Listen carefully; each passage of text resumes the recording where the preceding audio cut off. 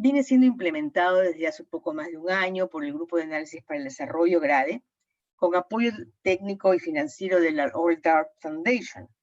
Y tiene como objetivo mejorar los aprendizajes, un objetivo último, digamos, de mediano plazo, mejorar los aprendizajes y las condiciones de bienestar de las y los estudiantes y de sus docentes en las escuelas rurales multigrado primaria castellano hablantes del Perú. Cuando hablamos de escuelas multigrado, generalmente la asociamos a la idea de las carencias, las ausencias, la lejanía de muchos recursos, la pobreza de los residentes de las zonas, de muchas de nuestras zonas rurales, una cultura no letrada, acceso a pocos recursos, inclusive muchas veces difícil acceso a docentes adecuadamente calificados y formados, porque en las instituciones donde se forman los docentes no se presta atención a la pedagogía, a la didáctica distinta que se requeriría para la escuela o en las aulas donde hay niños de distintas edades, de distintos grados, de distintas habilidades.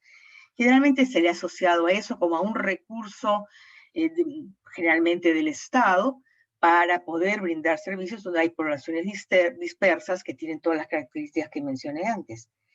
Pero cada vez más están siendo percibidas más bien como un espacio privilegiado para poder realmente comenzar a implementar una nueva visión de la educación donde el todos juntos es mejor, predomina, donde la diversidad más bien, la diversidad en este caso de edades, se puede ver como una ventaja para nuevas maneras de aprender, maneras colaborativas, que preparen para un mundo diverso, para personas diversas, con que los ciudadanos de nuestro país y de muchos países de América Latina y de todo el mundo en realidad, van a tener, no solo van a tener que convivir, sino que queremos que disfruten conviviendo y lidiando con esa diversidad que ciertamente es todavía un reto. Entonces, estamos trabajando allí.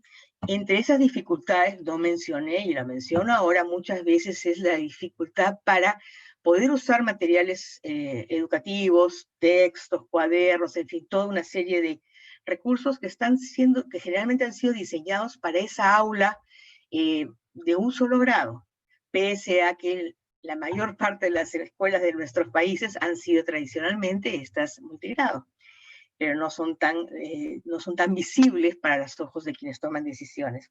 Entonces, los materiales no tienen características deseables para facilitar el trabajo pedagógico de los docentes con estos grupos de niños de distintas edades.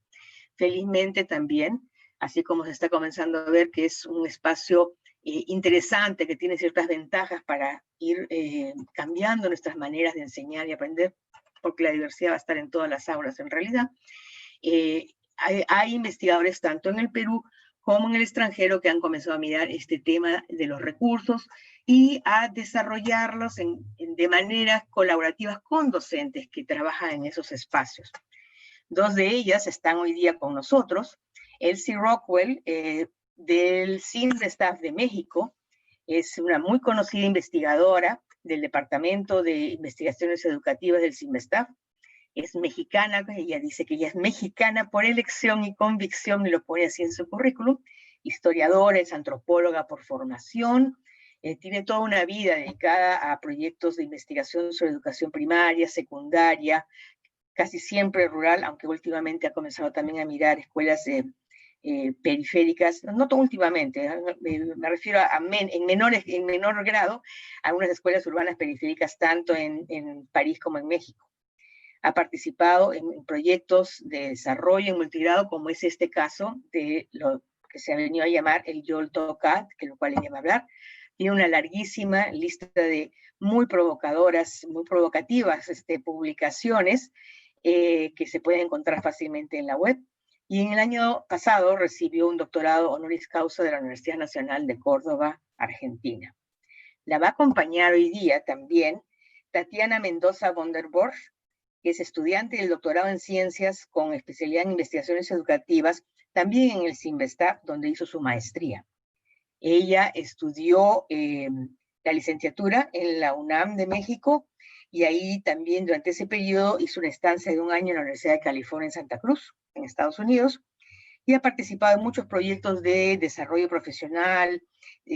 Acá hablamos de ello como formación en servicio o capacitación de maestros de educación básica en el área de matemáticas, en el diseño de materiales para estudiantes de primaria y secundaria y en el desarrollo de proyectos curriculares de alcance nacional.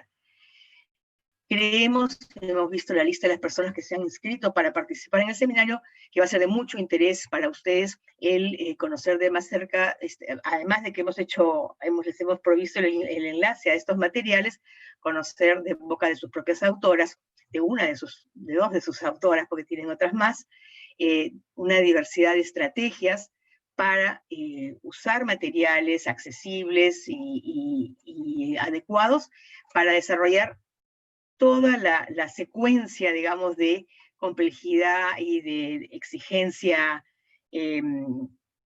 de desarrollo cognitivo para estudiantes de distintas edades.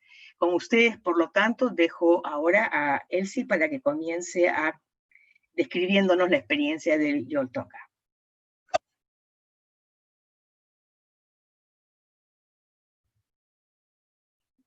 Micrófono, Elsie. Muchas gracias. Voy a tratar de compartir. Espero que funcione. Sí, está bien. Se oye bien. Sí, que sí. funcione también el compartir. A ver. Listo. Bien. Bueno, esto tomamos el nombre de esta exposición de una de las estrategias de este libro que mencionaron, Yoltoca. Cuántos cuadritos caben, pero en un doble sentido, no solamente para mostrar una de las estrategias, sino también como para mostrar la idea general detrás de Yoltoca, que es que cualquier contenido, cualquier tema se puede estirar. Fue la palabra que surgió en el curso con los maestros, para poder abarcar la heterogeneidad muy típica en multigrado, pero también desde luego que es típica de cualquier de cualquier grupo escolar, ¿no? Y que pensamos que es cada vez más importante, sobre todo porque en la pandemia y en la pospandemia, si llega, vamos a encontrar una tremenda heterogeneidad, ¿no? Quiero decir que Yoltoca fue un producto colectivo de un curso que dimos a 200 maestros junto con 11 facilitadores del propio estado de Tlaxcala, y que aparte de 5 especialistas, supuestamente, también trabajaron 200 maestros en la creación de estas estrategias. Y Yoltoca quiere decir en náhuatl, yol es corazón, pero también es semilla, y según toca puede ser o llamar al corazón o sembrar la semilla. Entonces nos apoyamos en esa idea para darle nombre. Es un estado conocido en parte por población indígena, ya no hablante, salvo las viejas generaciones del náhuatl, pero están reconociendo en ese sentido su herencia indígena, ¿no? El grupo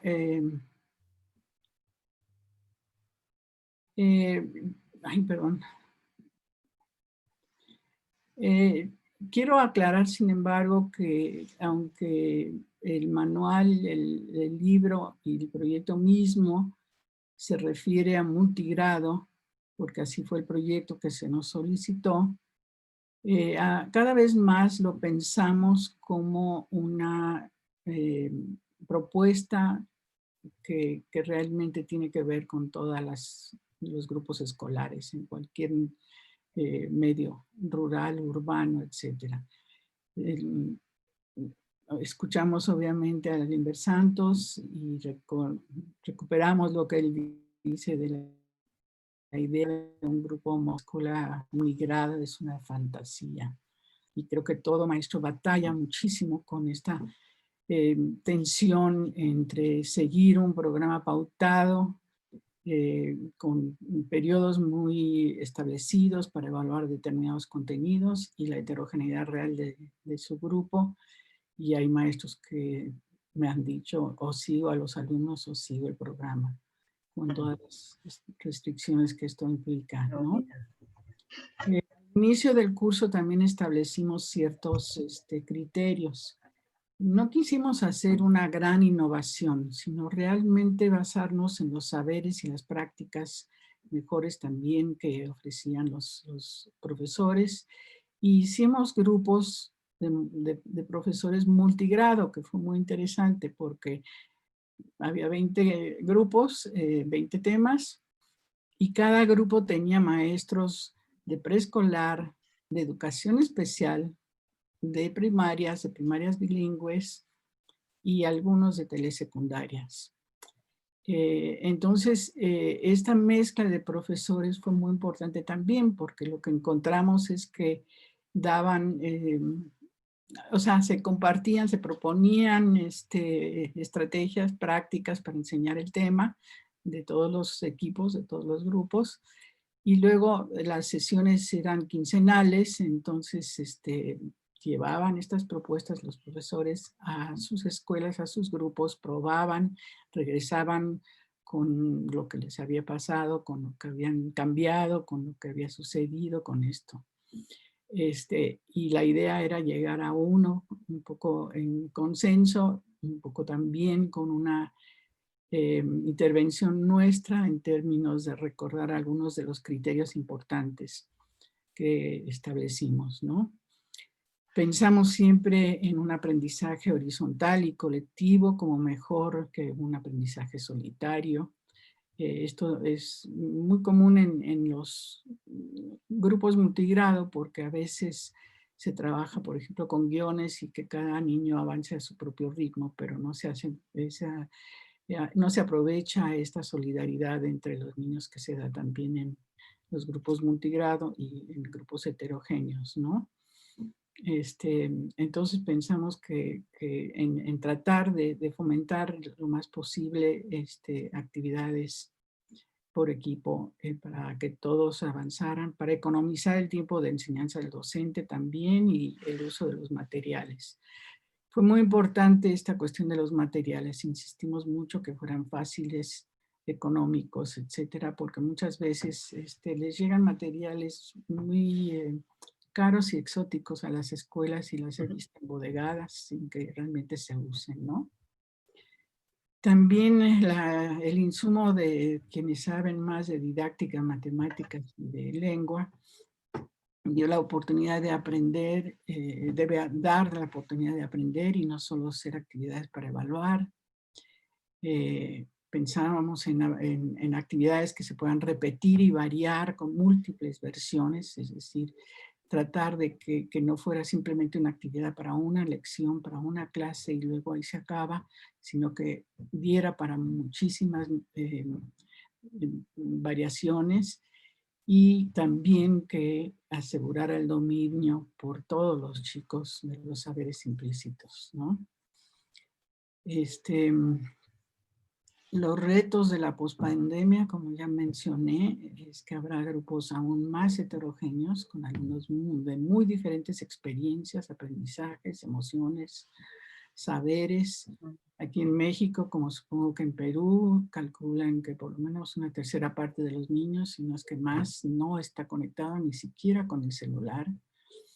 Yo estoy siguiendo a algunos maestros rurales que realmente hacen un esfuerzo enorme por dejar cuadernillos en las comunidades, mandar a la papelería que está abierta para que fotocopien los padres, pegarlos hasta en un árbol para que los niños vayan y los vean, recogerlos en 2 semanas, darles indicaciones por audio en los celulares cuando es posible, pedir que manden sus trabajos también por el WhatsApp, que obviamente ha sido el medio de comunicación, ¿no? Lo que sí vemos también en propuestas de este tipo, y yo he hecho varios antes de Yoltoca, estuve trabajando primero en una primaria indígena acelerada, que le llamábamos, que intentaba dar en 3 años la primaria a chicos más bien adolescentes. Y también estuve a cargo de los manuales de cursos comunitarios de CONAFE de México en 2 ocasiones, que también es una propuesta de multigrado.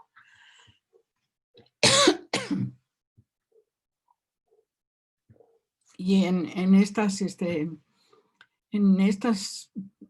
proyectos y en general en discusiones sobre multigrado, la idea, bueno, lo que queremos es como aprovechar la pedagogía multigrado para todo grupo escolar, pero esto va a tener una repercusión en el currículum, en los programas, en los materiales, en las prácticas, para lograr una educación realmente equitativa e inclusiva. Entonces, la opción que nosotros tomamos de las varias que existen es una probada en muchos proyectos de trabajar con un tema común y actividades diversificadas. Y esto es bastante fácil para los temas científicos, históricos, artísticos, incluso para la lengua. Perdón. Pero generalmente los matemáticos han sido los que saltan. Y insisten mucho en que su materia no puede trabajarse con un tema común porque es una asignatura, una disciplina lineal, donde se tiene que saber sumar primero y luego restar, luego multiplicar y luego dividir en ese orden, y así hacia los otros temas de matemáticas. Entonces, en particular en matemáticas fue difícil lograr esta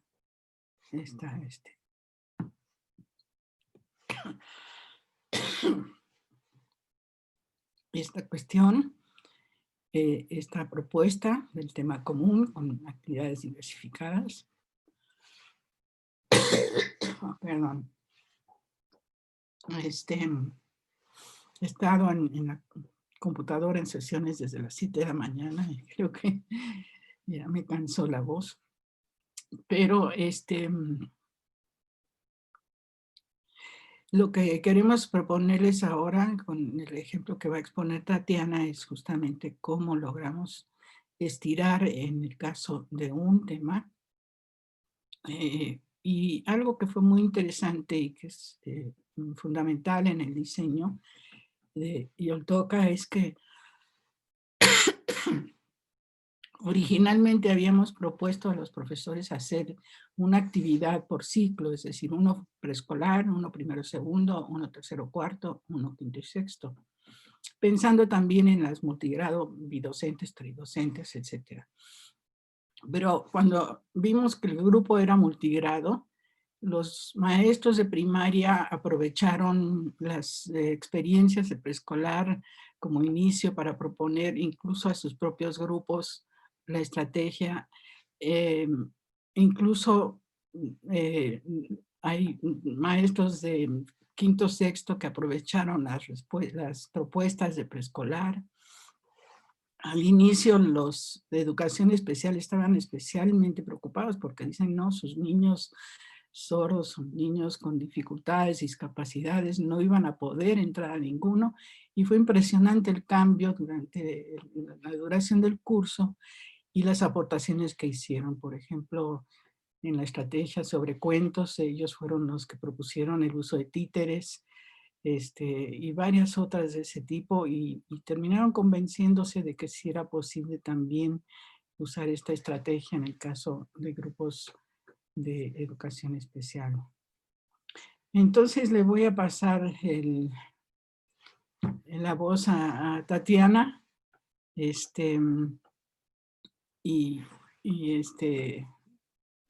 para que explique un poco cómo lo hicimos en este caso. Creo que Tatiana tiene que presentarse también, bueno, ahí sí te ves. No sé si porque yo comparto la No, pantalla. sí. Estamos los tres en pantalla, o sea que sí, sí la ven y yo la presenté antes, o sea que le pasamos nada más la voz a Tatiana. Perfecto. ¿Sí? Gracias, Elsie. Bueno, gracias. Sí, yo me voy a centrar en esta estrategia específica que llamamos cuántos cuadritos caben. Habíamos definido diferentes temas, ¿no? Para trabajar en las estrategias y uno de ellos fue superficie. La definición de temas es todo un asunto bueno, que tuvimos realmente poco tiempo para explorar, pero que da para muchas discusiones con los maestros, ¿no? Sobre cómo se jerarquizan ciertos conocimientos, cuáles se consideran más importantes, cuáles son importantes para sostener a otros, etc. Bueno, uno de los que quedó fue superficie. Pasamos al que sigue, Elsie. Sí. Entonces había un equipo de maestros y maestras donde estaba apoyando también uno de los facilitadores y estábamos los asesores, ¿no? Ese equipo estaba encargado de sacar, digamos, la estrategia para superficie. Y una de las primeras propuestas, digamos, los maestros llegaban con distintas propuestas, algunas que habían probado con sus grupos, con sus niños, y otras que traían de los libros de texto, que se encontraban en diferentes fuentes. Pero una, digamos, la que tuvo como mucha aceptación era esta, las figuras fondo, en la que es muy común, se encuentra en muchas aulas, de hecho, en la que, bueno, aparece un dibujo y los niños rellenan con un mismo color todos los cachitos que están del mismo número y ahí como que va apareciendo una figura. Entonces, esta es una actividad que se encuentra en las aulas, que digamos es viable, implica poco material didáctico, pero tenía el asunto de que realmente no implica la noción de superficie, o sea, no se aprende superficie con ella, ¿no? Tal vez habrá algo ahí de, no sé, de identificar, de reconocer los dígitos escritos, o sea, pero realmente, digamos, es una actividad que también permite como cierta autonomía a los alumnos, dejarlos trabajando solos y los niños la disfrutan muchísimo, pero no hay realmente un conocimiento matemático detrás de ella, ¿no? Entonces ahí, digamos, yo intervine para plantear esto y planteé otra posibilidad, digamos, como para comparar. ¿Pasamos? Sí.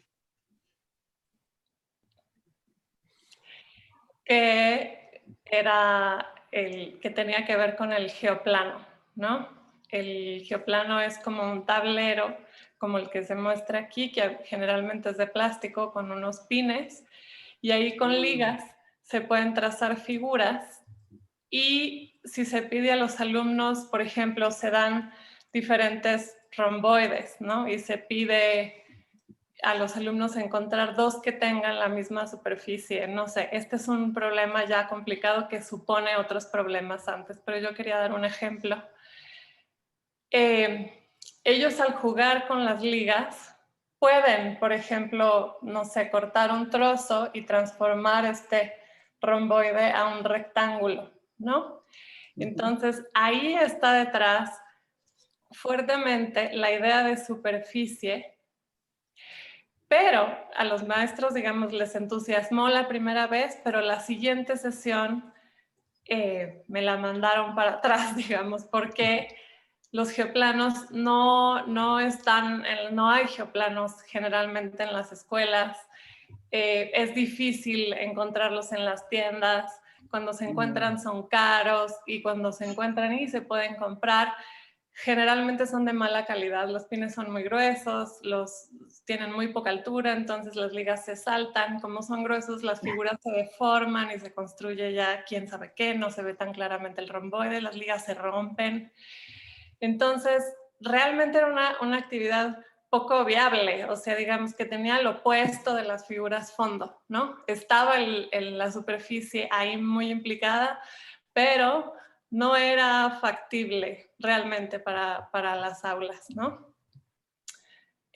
La otra. Entonces, había ahí como una tensión que muchas veces es muy difícil de resolver entre la viabilidad y lo que se puede, digamos, gestionar y trabajar con los niños en clase, pero cuidar que sí esté implicado el conocimiento que se quiere enseñar, ¿no? Esas dos cosas, ahí, digamos, entre las figuras fondo y el geoplano, pues están como muy contrapuestas.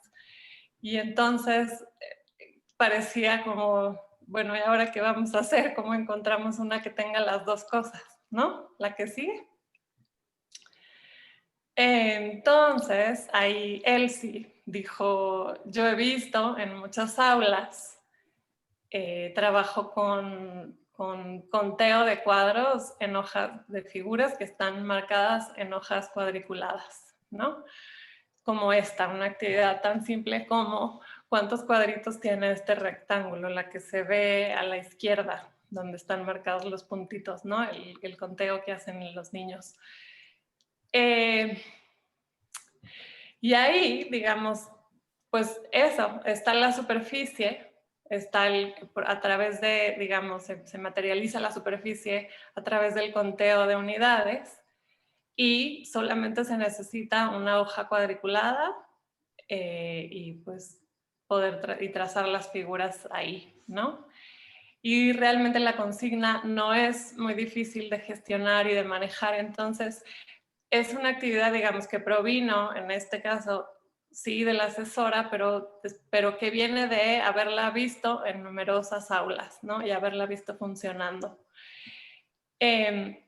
Ahora, parece una actividad muy simple, contamos los cuadritos y ya, pero realmente, si uno va modificando el tamaño del rectángulo y si organiza puestas en común, cierres con el grupo después de la actividad, los procedimientos van cambiando, van siendo cada vez más complejos, ¿no?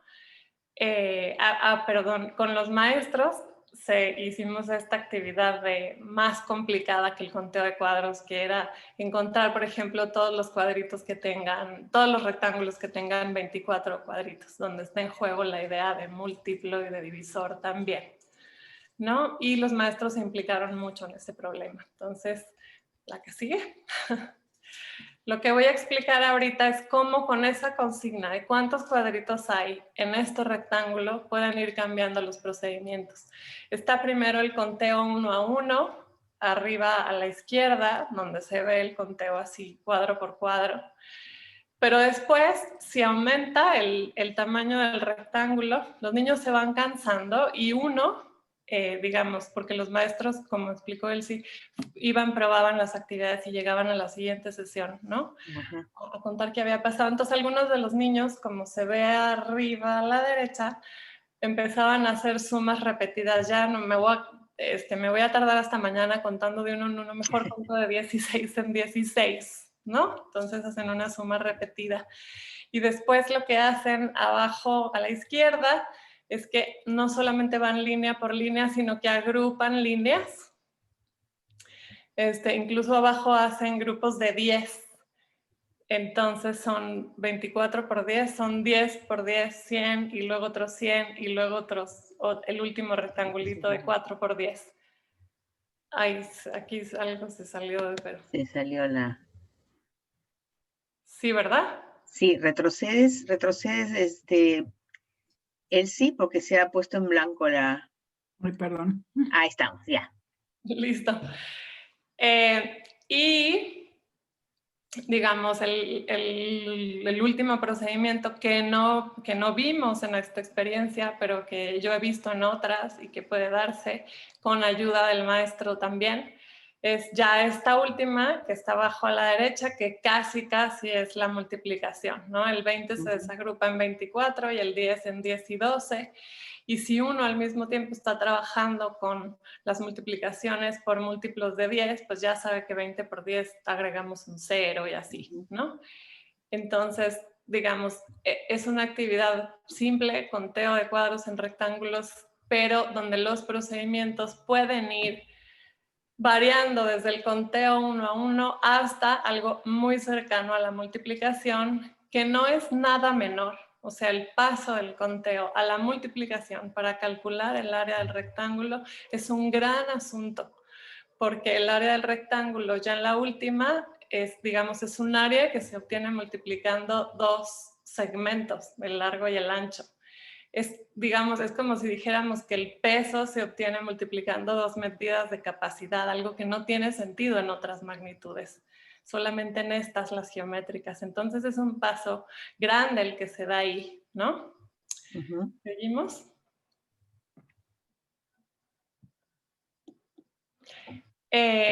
Bueno, eso que expliqué, que pone en juego ese difícil paso del conteo a la multiplicación. También una cosa es que no es necesario enseñar antes la fórmula, no es necesario enseñar que el área del rectángulo se calcula multiplicando base por altura, ¿no? Sino que los procedimientos van cambiando poco a poco, modificando tantito la tarea y organizando puestas en común para que los procedimientos se socialicen. Y ya después, cuando llegan a ese último procedimiento, digamos el más complejo, se puede enseñar la multiplicación como otra técnica más, pero como una más entre las otras disponibles que hace sentido cuando ya se hizo todo ese trabajo anterior, ¿no? Y bueno, eso requiere muy poco material y es una consigna, es una actividad que es relativamente fácil de gestionar, ¿no? La otra.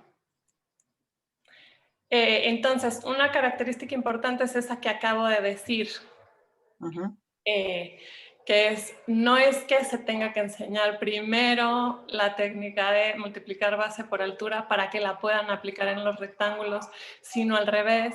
Y este cambio o sea, no es nada, esta característica no es nada trivial, digamos, implica un cambio importante respecto a la idea de primero se enseña una cosa para que luego se aplique, ¿no? Entonces, digamos, aquí los niños van resolviendo con sus propios procedimientos que van cambiando.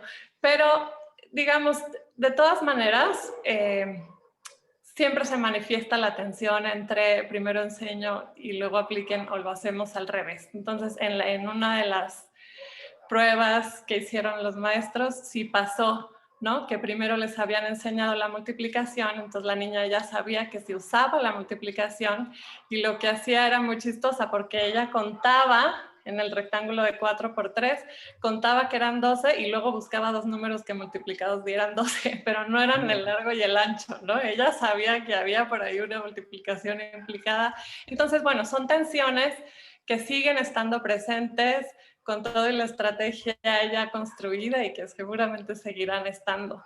La que sigue.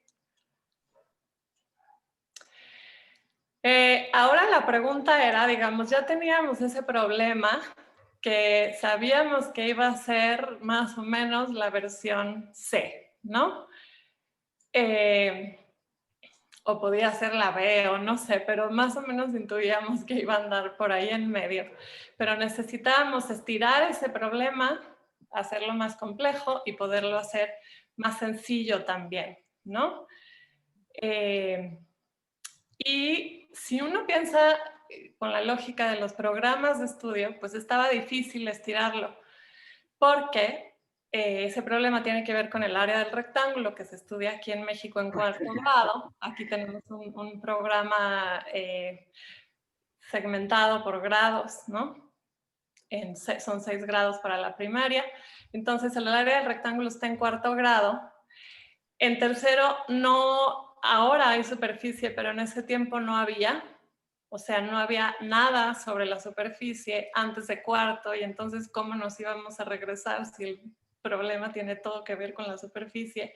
Y en quinto lo que hay son las fórmulas, que es un salto cuántico, o sea, pasar del área del rectángulo por conteo de cuadros a la fórmula del triángulo o del trapecio es un salto astronómico, pues muy grande. Entonces no podíamos dar ese brinco tan grande, así como de decir ahora lo hacemos más complejo, calcula la fórmula de tal cosa, estaba medio en chino. Pero si uno piensa en la lógica de los saberes matemáticos, realmente, o sea, si uno piensa en las preguntas a las que responde una noción matemática, así como la multiplicación, digamos, responde a problemáticas como esta del conteo de cuadros, siempre las nociones matemáticas aparecen muy articuladas, aparecen en nichos, digamos, se dice que forman una ecología, un sistema, un ecosistema realmente, ¿no? Y también en la plática de Limber Santos decía que la escuela graduada compartimenta a los alumnos, los separa por edad, por grado. Bueno, también lo que hace la misma escuela graduada es que atomiza los conocimientos, ¿no? Uno para esto para la secundaria, esto para la primaria, esto para quinto, esto para cuarto, esto para febrero, esto para abril. Y a veces incluso eso se traduce en esto para esta semana, esto para la siguiente semana. Y entonces así es muy difícil pensar en algo, una problemática grande que se estudie durante suficiente tiempo con un grupo heterogéneo, ¿no? Pasamos a la que sigue. Entonces, bueno, pensando en eso, teníamos aquí la C, ¿no? Sí, vuélvele a picar, van a ir saliendo. Ok. Van a ir saliendo una por una las versiones. Teníamos esta, pícale. Una más. Eso, que era la C, la que les describí, ¿no? Dale otra. Esta, en lugar de pasar, digamos, hasta la fórmula, lo que hicimos es plantear esta que les había contado, que habíamos hecho con los maestros, de, bueno, ahora todos los rectángulos que tengan un número X de cuadritos, y si son 24, pues sale 2 por 12, 3 por 8, 6 por 4, etc. Entonces, ahí se refuerza la idea de que la multiplicación ayuda a determinar el área del rectángulo y también la idea de múltiplo y de divisor, o sea, empiezan a juntarse como más nociones, ¿no? Luego la otra, teníamos que ir para atrás, ¿no? Y ahí una maestra dijo, pues yo he trabajado con mis alumnos, lo que hago es que les doy hojas de papel, trozos de hojas de papel, para que, y ella trabajaba con los más chiquitos, para que hagan una figura, la que quieran, de distinta forma, ¿no? Y luego comparamos las figuras que obtuvieron los diferentes niños. Y entonces eso está muy lindo porque pues es esta idea de distintas figuras que se pueden construir con un mismo número de unidades y que no necesariamente tiene que ser un rectángulo, porque luego parece que nada más tienen área las figuras que tienen fórmula, ¿no? Aquí salen figuras, las que sean, polígonos, digamos. Y luego nos hacía falta la versión B, o sea, nos quedaba ahí como un agujerito. Y para eso encontramos, ahí fue más ya casi al final y fue mucho más en trabajo con la facilitadora, encontramos una actividad en la que estaba planteada, digamos, para conteo, para el número, pero que también implica conteo, pero pues es de unidades, ¿no? En donde los niños forman figuras con rectángulos de color y tienen que, o sea, más bien tienen una figura que tienen que tapizar y tienen que anticipar cuántos papelitos van a necesitar. Entonces está ahí el número detrás, pero está otra vez el número para poder cubrir una figura, que pues es la idea de unidad de medida, ¿no? De unidad cuadrada. Entonces sigue estando en las 4 versiones la idea de medir figuras con unidades, con distintos problemas, y ahí tejida un poco con el número, con el múltiplo, con el divisor. Pero el tipo de problema pues es muy parecido, ¿no? Seguimos. Ahí nada más quería decir que la versión B, ahí ya me queda poco tiempo. En la versión B tiene una característica que nos gusta mucho, que es que los niños pueden verificar, pueden saber sin necesariamente tener que recurrir al maestro si le salió bien o le salió mal. Ahí la niña contó mal, fue por una cantidad de papelitos y no le alcanzaron, ¿no? Entonces, más allá del error, o sea, pues se espera que los niños se equivoquen a la hora de resolver, no se espera que vayan por la cantidad exacta, perfecta, pero ahí la niña puede darse cuenta de, ay, ¿qué hice mal, no? Entonces, ¿dónde estuvo el error a la hora de contar, a la hora de agarrar los papelitos? ¿Qué pasó? Puede hacerse como preguntas y puede ir mejorando su estrategia para hacer el conteo. Y eso da también un poco más de autonomía a los niños, permite que el maestro pueda como gestionar las distintas versiones, ¿no? Y dejarlos un ratito, digamos. Poder manejar, digamos, las 4 versiones o 3 o 2, las que necesite de manera simultánea con su grupo. ¿La otra? Y bueno, hay más posibilidades de estirar, no son solamente 4 versiones, ¿no? Hay un montón, en realidad hay todo un conjunto de problemas que tienen que ver con esto. Uno puede variar muchas cositas como esta, aumentar en la del rectángulo, en la E, se aumenta tanto las cantidades que pues ya no se van a dibujar un rectángulo con 158 cuadritos y 76 y se van a poner a contarlos, sino ya más bien tiende como hacia, a ver, dale, ¿no? Ya hiciste muchos procedimientos, ahora sí, vámonos hacia la multiplicación. Y luego si se cubre una parte del rectángulo y lo que se tiene es el total, hay que averiguar cuánto es el largo. O incluso esta G, donde se da una figura donde ya no hay un número entero de cuadros, no se puede hacer un conteo 1 a 1 porque quedan muchos cachitos y hay que pensar en un cambio otra vez muy drástico de estrategia.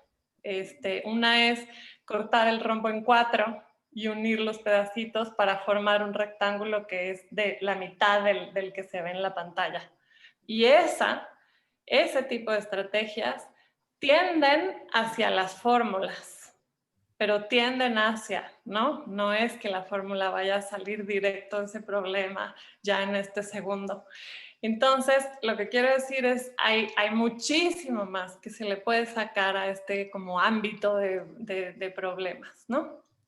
La otra. Y hay todavía mucho más, o sea, quiero recuperar la idea que decía de ecología de saberes matemáticos, porque, digamos, los problemas que vimos tienen que ver con la superficie, con el conteo de cuadritos, ¿no? Pero hay mucho más que verle a la superficie. Se pueden comparar figuras sin tener cuadrículas, sino en hoja blanca, entonces que los niños tengan que recortar para cubrir una con la otra. Y luego está toda la problemática de las unidades, porque las unidades no siempre tienen que ser cuadradas, como en la cuadrícula, pueden ser unidades triangulares de muchas otras formas, etcétera. Está también la misma noción de rectángulo puesta en juego.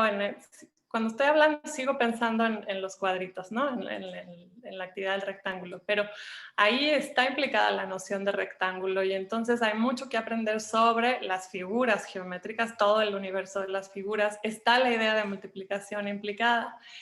Está en la última diapositiva, en la del rombo que está inscrito en la cuadrícula, pues un procedimiento más complejo que es el de transformar una figura a un rectángulo para poderle calcular el área.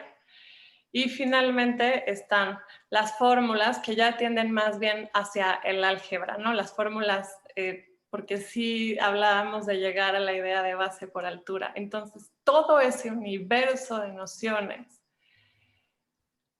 está vinculado a la estrategia de los cuadritos. No quiero decir que todo eso se aprende con la estrategia de los cuadritos. Lo que quiero decir es que así como se puede estirar ese problemita de vamos a contar los cuadritos del rectángulo, se pudo estirar para dar versiones de la A hasta la Z realmente, pues, también podríamos hacer, deberíamos de hacer otras estrategias estiradas cada una de la A a la Z y todas esas tejidas unas con otras, ¿no? Entonces es realmente un estiramiento, digamos, a lo largo y a lo ancho, en todos los sentidos. La idea es como estudiar problemáticas amplias de saberes con grupos diversos de estudiantes, ¿no? Y ya, creo que ya terminé. Muchas gracias, Tatiana. Antes de pasarle el micro a Elsie para que continúe con la presentación, quiero saludar a las personas que desde varios lugares en México y en Argentina también se han conectado para escucharlas y que se han presentado en el Facebook. Nosotros no podemos verlo, pero está por ahí, va a quedar registrado para que ustedes puedan verlo. Y yo quisiera adelantar algunas preguntas que las tenemos listas de antes, y tiene que ver con que se asocia mucho la multigrado con la posibilidad de un trabajo colaborativo y de aprovechamiento, digamos, de las personas que han desarrollado, tienen competencias más desarrolladas y que pueden hacer los ejercicios de mayor demanda cognitiva y que la pueden aprovechar para enseñar, para ayudar el proceso de los niños que son más jóvenes o los que tienen un menor nivel de desarrollo de esas habilidades. En lo que se ha visto hasta ahora, como no se ve ese trabajo colaborativo, ¿cómo entraría? ¿Cómo hubieran trabajado conjuntamente para resolver algunos de estos problemas? Niños que tienen, niños mayores con niños menores, por ejemplo. Yo sé que dijeron que el proyecto no necesariamente fue pensado para multigrado, pero se puede adaptar. ¿Cómo lo propondrían ustedes? Y lo otro es que sí, en nuestro país y probablemente también en México, un comentario que se hace mucho a contenidos y didácticas y propuestas de cambios de enfoques, etcétera, es que las cosas no son adecuadas para mi contexto. Esto no es acorde con mi realidad. Esto no, eso es como es otro mundo el mío y necesitamos aterrizar las cosas en cosas muy concretas, un pensamiento muy concreto. Y matemáticas particularmente, y en lo que he visto ahora, a pesar del manejo de los papeles, digamos, todavía se ve como algo muy abstracto, ¿no? ¿Cómo se vincularía eso a las cosas que un niño en el campo tiene que resolver día a día y que probablemente lo hace y usa esos conceptos, pero no lo puede, lo que hace en la escuela es algo y lo que hace todos los días para resolver procesos de intercambio de productos o de estimación de área de sembrío, en fin, hacen muchas cosas, cuentan para muchas cosas y sin embargo no lo vinculan a lo que aprenden en la escuela a veces, ¿no? Entonces, ¿cómo se hace ese aterrizaje? Y por último, y se lo planteé en la conversación más temprano a Elsie, y fue interesante su respuesta, por eso quisiera compartirla. En nuestro país durante mucho tiempo los resultados de las evaluaciones de aprendizaje escolar en matemáticas sobre todo mostraba siempre que las niñas tenían más bajo desempeño. Eso ha ido cambiando un poco, pero todavía creo que persiste esa brecha.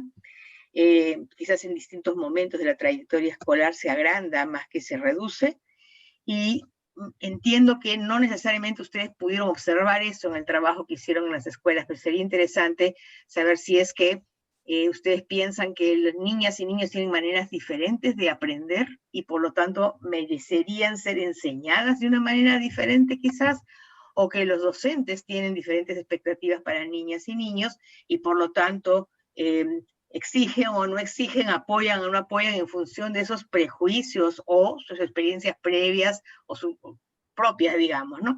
¿Qué encontraron ustedes en esos tres caminos? Lo dejo ahí por si acaso en las reflexiones de cierre hay una oportunidad de introducirlo mientras entran otras preguntas adicionales. Y aprovecho para saludar a todas las personas que nos están acompañando desde los lugares que mencioné antes. Elsie, ¿ahora tú sigues? Perdón, yo pensé que... Sí, bueno, voy a empezar por el último. Creo que las estadísticas en México no han encontrado necesariamente esa brecha tan fuerte, pero o solamente a niveles superiores más bien. ¿no? Tal vez Tatiana sepa más de qué pasa en matemáticas. Mi experiencia sí personal en escuelas rurales e indígenas, sobre todo indígenas, es que a los niños les encanta hacer matemáticas, ¿no? Lo piden más que otras áreas, ¿no? Lo ven como un reto muy fuerte, y yo creo que no hay ese prejuicio en esos medios, por lo menos, de que las niñas no pueden, ¿no? Hay niñas que tal vez ya en la segunda pregunta, o sea, de dónde se aplica esto, puede ahí haber diferentes prácticas, digamos, en las que la matemática tiene que ver más con, digamos, la función de cocinar o tiene que ver más con la función de la milpa, de la chacra, creo que le dicen. Sí, sí. Y que en ese campo tal vez hay una diferencia que se podría aprovechar, ¿no? Pero no tanto en términos de un estilo cognitivo, creo, sino más bien en términos de para qué me sirve, ¿no? Y qué matemáticas me servirían en este caso, ¿no? También pienso, bueno, Tatiana puede hablar un poco más de la tesis de Diana Solares, perdón. Y en la primera pregunta, sí, lo colaborativo obviamente fue una cosa muy importante en el curso y yo creo que sí se reprodujo bastante en la relación de los maestros con sus estudiantes. Algunos lo destacaron. Había de todo entre 200 maestros que estaban probando esto, ¿no? Sí había maestros que seguían la pauta de grado por grado, por ejemplo, etcétera, ¿no? Pero lo que quería decir es que en las investigaciones al respecto, lo que yo he visto recientemente es que cualquier división de grupos por niveles de habilidad, ya sea dentro de diferentes grupos en una escuela, los más adelantados, los más atrasados, etcétera, o bien dentro del propio salón de clase, una diferenciación basada en una clasificación de habilidades. Estadísticamente no muestra los grupos mejoren. Y esto es así de estadística dura, metaanálisis, etcétera, ¿no? Y en base a eso, no me acuerdo ahorita el nombre del programa, pero hay un programa en Stanford que enfatiza muchísimo una metodología de colaboración haciendo equipos mixtos justamente de niños que en algún tema, porque varían los niños que sepan más de matemáticas o de lengua o de historia, qué sé yo, pero en cualquier actividad se junten, creo que hasta tienen el número de 4 chicos de diferente habilidad y con unas reglas pedagógicas muy estrictas, para lo cual le entrenan a los maestros a que trabajen de una manera en que no destaque el niño que sabe, sino que se respeten las estrategias y las propuestas de todos los niños en la solución de un problema de este tipo, ¿no? Donde realmente pasaría esto que planteaba Tatiana de poder decir, bueno, pues yo lo resolví así, etcétera, ¿no? Y también fue muy interesante en nuestra experiencia cómo en otras estrategias, yo lo recuerdo bien, algunos maestros que estaban trabajando con chicos de quinto y sexto decían, no, sí me hace falta regresar al inicio de esto. Por eso también, creo que no lo dije, pero en lugar de llamar esto por ciclos, finalmente la decisión colectiva era A, B, C, D y ustedes usen las que necesiten según su grupo, ¿no? Cosa que fue propuesta por ellos. Pero en este caso de la propuesta de Stanford, parece que ha estado mostrando una mejoría muy fuerte en el aprendizaje de todos. en cuestiones matemáticas particularmente. Y voy a buscar la referencia para enviárselos porque sí es interesante, ¿no? Y le dejo a Tatiana un poco la segunda pregunta de qué hacer con los contextos. Tramposa. La concreción, la aplicación. Yo justo estaba pensando en un ejemplo en los otros dos sentidos que voy a aprovechar después para contarles, pero sí, en efecto, acá está Diana Solares escuchándonos y yo pensaba mucho en la tesis de ella, les recomiendo mucho tiene varios artículos que les recomiendo mucho, porque ella vio, digamos, trató de estudiar conocimientos de niños jornaleros agrícolas migrantes, en Sonora, que está en la frontera de México, casi en la frontera con Estados Unidos, ¿no? Y a riesgo de decir, digamos, una babosada. Pero una cosa que sí pasa es que, bueno, ahorita yo di un ejemplo de superficies. Ella encontró muchos ejemplos de medición, ¿no? Ella iba a estudiar el número, que saben del número, por su actividad agrícola, y se encontró muchos ejemplos de medición. Es decir, que la medición es socialmente muy relevante y la de superficies también, ¿no? Cada vez más. Si pensamos, hay miles de ejemplos, ¿no? También urbanos, que hay ciudades en las que, por ejemplo, el 70% del espacio está ocupado por automóviles, ¿no? Digamos, por poner un ejemplo, pero hay montones.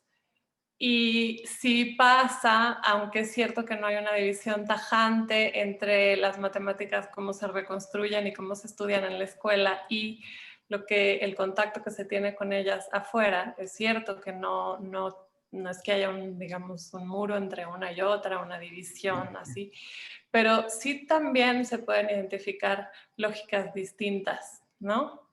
Entonces, a veces simplemente por el acceso a los instrumentos de medición, por los tipos de problemas que hay, por la manera en la que aparecen, por la problemática en la que son relevantes. Entonces, bueno, sí es una pregunta que digamos, sobre la que hay mucho que trabajar todavía, porque sí es importante que la escuela recupere eso que se sabe. Y respecto en particular a la superficie, yo pienso que la superficie está muy involucrada con otras nociones, o sea que los niños afuera en las actividades, digamos, cotidianas, tienen conciencia de la superficie cuando hace falta, cuando hay confinamiento, cuando hay mayor densidad, cuando hay despojo, cuando entra en conflicto con otra cosa, ¿no?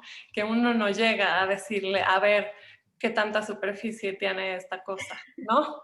Entonces, bueno, hay como mucho que pensar ahí. Y respecto a la colaboración entre los niños, estaba pensando en un par de ejemplos así muy particulares. Estaba pensando en una niña que vi hace poco, o sea, bueno, con las que estoy trabajando ahorita en la tesis, y hablando de esto del género también. Yo no lo estudié, no lo estoy analizando como un asunto de género, pero sí, esa niña, digamos, es percibida como una niña con dificultades, con rezago, con no sé qué palabra utilizar, y muchas veces trabaja con el libro de tercero, está en quinto grado, ¿no? Entonces le dan el libro de tercero cuando digamos, la maestra considera que no va a poder abordar las actividades, y eso pues plantea el dilema de que ella así no puede interactuar con sus compañeros. Entonces solamente se queda, lo he visto, con lo que ella puede producir. Pero en el ejemplo de los cuadritos, yo decía, pasar del conteo 1 por 1 a contar por líneas, ¿no? 16 más 16, pasa por ver, es que alguien encontró esto, ¿no? Entonces lo voy a adoptar yo para la siguiente vez que tenga que contar. O sea, sí pasa muchísimo por enterarse de qué hacen los otros frente a esos mismos problemas. En cambio, en otras clases, ella resuelve el mismo problema que los demás. Yo estoy pensando, por ejemplo, la ponen a hacer con piezas del Tangram, rellenar algunas plantillas. Y bueno, se tarda más que los otros, sí tiene que estar escuchando, ay, ya te tardaste, ay, pero sí era bien rápido, etcétera, pero aprende muchísimo en colaboración con los otros, y los otros también aprenden con ella, aprenden, muchas veces las interacciones son en términos de irle a ayudar a esta niña, pero en esa ayuda ellos aprenden mucho también. Entonces, pues yo creo que una característica que sí hay que cuidar es que todos, eso, ¿no? Tener un tipo de problemas en común que se pueda variar para adaptarlo, para hacerlo un poco más fácil, un poco más complejo, pero que, digamos, se pueda hablar de la misma cosa con el grupo. Y ahí puede haber colaboración entre uno más, digamos, experto y más novato, o de repente pueden estar dos niños, digamos, similares en términos de lo que saben, en términos de su posición en la clase, y también puede haber muchos aprendizajes en ese intercambio. Las interacciones son muy diversas, pero bueno, eso, ya me alargué, creo. Bien, muchas gracias. Elsie, ¿tú quieres seguir con la presentación que tenías prevista para el cierre? Pues creo que hemos dicho todo. Lo que pasa es que quería, Sí. pues mostrar también alguna otra, no sé si las voy a poder compartir, pero déjame intentar, de otra Otra estrategia. estrategia. A ver, en este caso el tema era diálogo, y pues obviamente para los niños chiquitos salió esto, ¿no? Los Simpsons, diálogo. Los Simpsons, que es un diálogo. Escritura que se aceptan, ¿no? Uh-huh. Y bueno, fueron formas en que los maestros mismos decidieron usar la idea ahorita voy a la siguiente, si puedo, que ellos mismos decidieron usar no, es que tengo que salirme de esa primero para entrar a la otra. ¿Por qué no me deja? Ese es el problema de estas.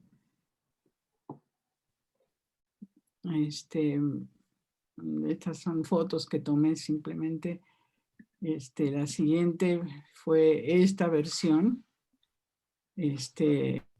un poco más ilustrada, pero donde bien hay una diversidad de formas de escribir, un poco más avanzadas en este caso, son ya niños que están aprendiendo a escribir y donde tienen este formato de lo que es un dibujo animado, ¿no? Un cuento de dibujo animado. Uh-huh. La siguiente es que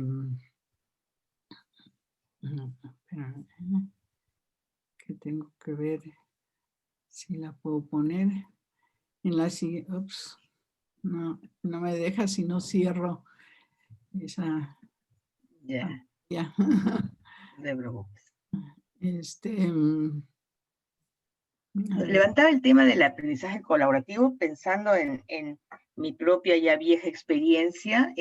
Cuando yo era muy niñita no existía, no era tan común ir al preescolar, ¿no? Se entraba de frente al primer grado, quizás uno antes, transición, creo que se llamaba. Y hasta eso me estoy olvidando. Perdón, termina nada más el sí. Sí, bueno, hay otras versiones y también usan mucho la lectura de álbumes, cosa que es muy relativamente reciente, porque yo recuerdo todavía hace unas décadas que era prohibido que leyeran cómics en la escuela. No sé, ¿les gustó a ustedes eso? Sí, a eso es un poco mi anécdota, que como no íbamos a la escuela, mi mamá me enseñó a mí a leer. Pero después fui al colegio y me obligaron a retroceder, yo ya leía, y me obligaron a retroceder. Durante un año tuve que leer con yo ya leía cuentos, leía mitología griega para niños, ¿no? Y pienso que desperdicio del tiempo, porque ni siquiera lo aproveché para aprender otras cosas o avanzar más. Y me acuerdo que forraba mis libros de cuentos con papel azul, porque se usaba un forro azul en todos los libros escolares, para que pareciera un texto escolar y poder leer, porque me aburría soberanamente y no tenía oportunidad de apoyar el proceso de otros, y de aprender como aprenden otros también, ¿no? Y en vez de lidiar con mi frustración y aburrimiento total, y no había manera, se tenía que volver a decir que con A era ma, y era impensable para el profesor hacer nada para acomodar, lo que hizo que jamás hiciera ejercicio porque corría a la biblioteca a la hora del recreo a buscar algo que leer que fuera interesante en vez de con A ma. Terrible, ¿no? O sea, la graduación extrema, todos iguales, todos leyendo la misma línea, el mismo párrafo, uno tras otro, en aulas enormes además. Que eso está, pues ya hoy día no, casi nadie lo intenta hacer de esa manera. Pero no sé cuánto en las aulas que no sean estrictamente multigrado se aprovecha ese interaprendizaje, que no, y eso es lo que estamos averiguando, y lo que muchos estudios que estamos haciendo van a identificar qué prácticas hay realmente que materializan esa promesa de los beneficios de un aprendizaje entre personas diversas, digamos, con distintos niveles de habilidades ya desarrolladas o con áreas distintas de desarrollo de sus capacidades, ¿no? Pues este es un ejemplo también muy, muy claro de lo colaborativo, ¿no? En México sí se usa mucho la producción de láminas grandes, sobre todo mostrar a las comunidades el trabajo de los chicos, etcétera. Y yo creo que pues sí existe eso. ¿Estos niños eran todos castellano hablantes o eran...? La mayoría en este caso sí, incluso aquellos que están en escuelas llamadas bilingües por el sistema, pero realmente ya la comunidad, chicos ya casi no hablan, pero sí hay una recuperación por algunos maestros, un intento de recuperación de la lengua es muy variable y muy problemático, ¿no? Por muchas razones, ¿no? Falta de material, etc. Y ustedes, aparte del Totoka, ¿existen otros materiales multigrado disponibles para...? Sí, bueno, están las propuestas nuestras que se hicieron en los 70s y 80s y se descontinuaron hace como 10 años por CONAFE. CONAFE luego probó más bien un esquema de tutoría que entiendo que ahorita también se está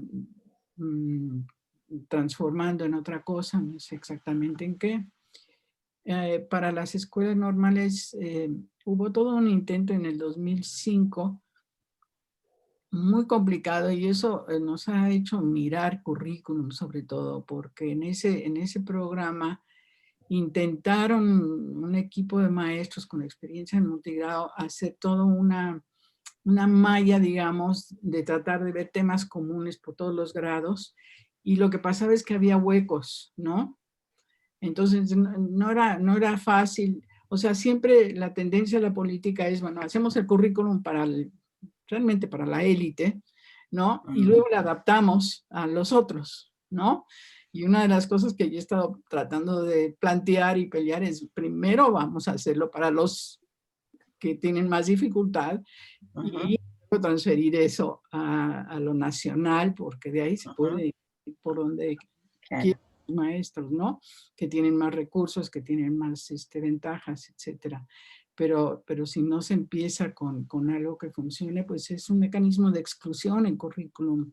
Lo llamo una barrera al aprendizaje, un VAP. Claro. ¿No? El currículum tan pautado y tan exagerado y tan sobrecargado, que creo que es una queja común en todos los países, que tiene además, bueno, múltiples factores que influyen en ello, desde los propios expertos en las disciplinas que exigen, los maestros con sus demandas de las diferentes políticas, las editoriales, en fin, tantas manos entran a la fabricación de un currículum que ya han vuelto una especie de barrera, pues, ¿no? Bueno, recuerdo que las batallas que hubo acá en el Perú, tenemos un currículum relativamente nuevo del año 2016, todavía no está plenamente implementado, pero sí recuerdo que el formato para matemáticas fue el que más demoró, digamos, en adaptarse al enfoque, porque había mucha resistencia a, bueno, cada disciplina tiene pues sus maneras de hacer y enseñar y aprender supuestamente, pero matemáticas fue una de las más difíciles. Bueno, vamos a dejarlo aquí porque el tiempo se nos ha vencido y tenemos el acceso al Zoom solamente limitado, pero quiero agradecerles mucho. Me hubiera gustado incidir más en la cosa lingüística, pero nuestro proyecto es básicamente castellano hablante, por eso es que lo restringí cuando le hice la convocatoria. Y además que hay un número grande de escuelas multigrado en el Perú que todavía, que son las asociamos en el imaginario a lo bilingüe o a lo multilingüe, pero la verdad es que hay muchas que son ya de poblaciones castellano hablantes. Y hay otro asunto más, es que siempre se asocia también multigrado como un espacio más probablemente caracterizado por diversidad, pero ahora en los centros urbanos probablemente hay una diversidad mucho mayor en cualquier aula que la que encontramos en estas escuelas pequeñas, de muchos tipos de diversidad, ¿no? Allá encontramos la de las edades quizás más que acá, pero es todo un terreno y un espacio para nosotros experimentar con maneras de cambiar la pedagogía, enfatizar la evaluación formativa menos que la calificativa, digamos, ¿no? La calificación que es la que predomina siempre y que asume que todos tienen que llegar al mismo punto en el mismo momento, aunque tengamos un currículum que insiste en estándares progresivos que se alcanzan a lo largo.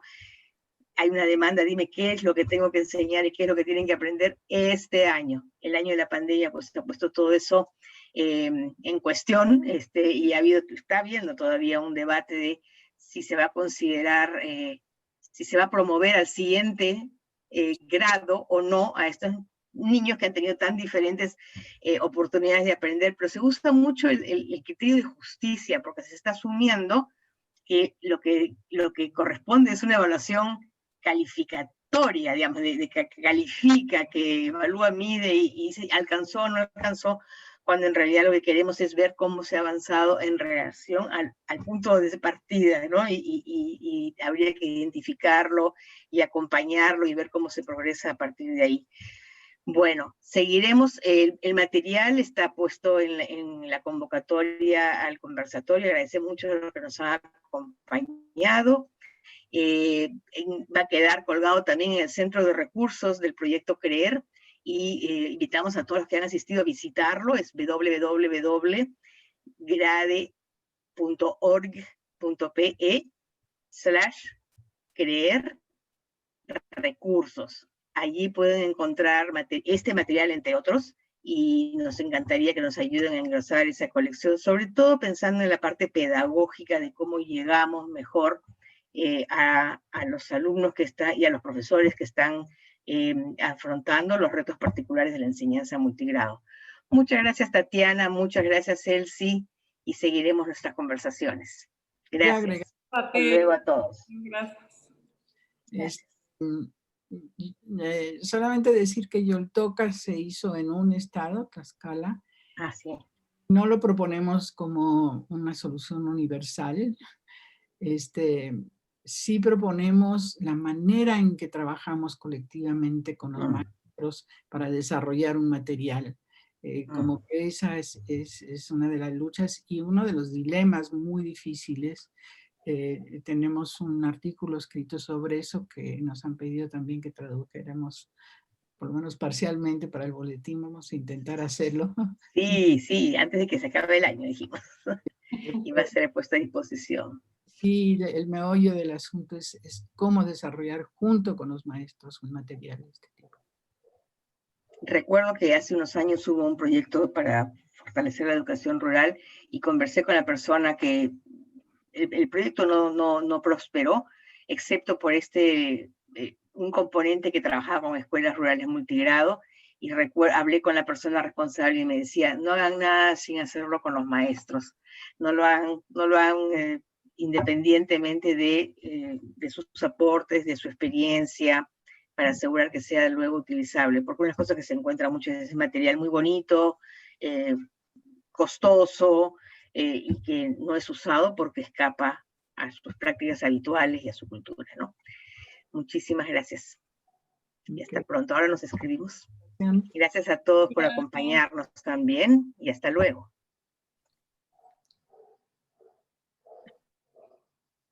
Nos desconectamos ya, Flor, para poder conversar nosotros.